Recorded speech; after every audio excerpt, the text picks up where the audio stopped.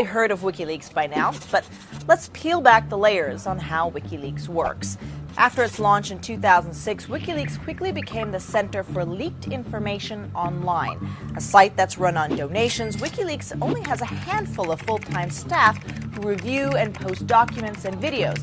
And then there's a small army of technical volunteers who give expert advice when asked, and at the top, the enigmatic face of WikiLeaks founder Julian Assange. By selectively looking for material that is being kept secret, we're able to selectively induce reforms that tend to have a positive human rights effect. So here's how WikiLeaks operates. WikiLeaks is everywhere, but based nowhere. There is no physical office, but the heart of the site is its servers, and those are scattered around a handful of countries that have exceptional press freedoms.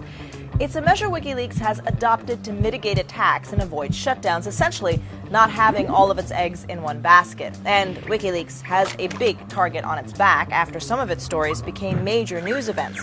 In 2008, a leak targeting vice presidential candidate Sarah Palin surfaced. Emails from her private Yahoo email account were posted on the site.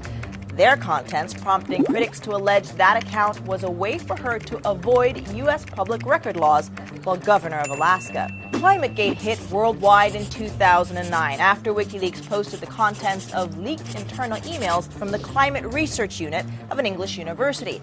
To those skeptical of global warming, the memo showed data was being manipulated by researchers. In April of 2010, WikiLeaks released video footage shot from a U.S. Army helicopter over Baghdad that showed about a dozen people, including 2 journalists, being shot and killed.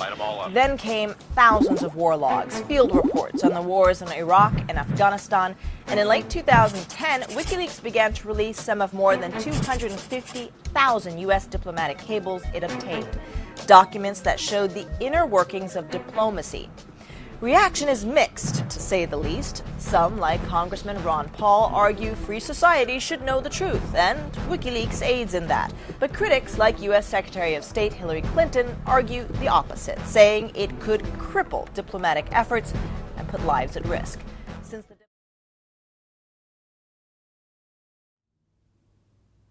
What's the significance of the FBI's intervention in this last week of the US election campaign in the case against Hillary Clinton?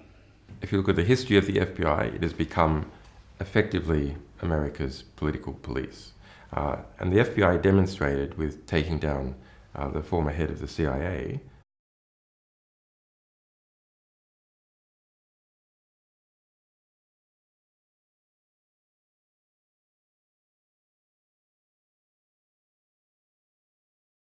господина Дональда Трампа с победой на этих выборах. I'd also like to congratulate Mr. Donald Trump with his victory in these elections.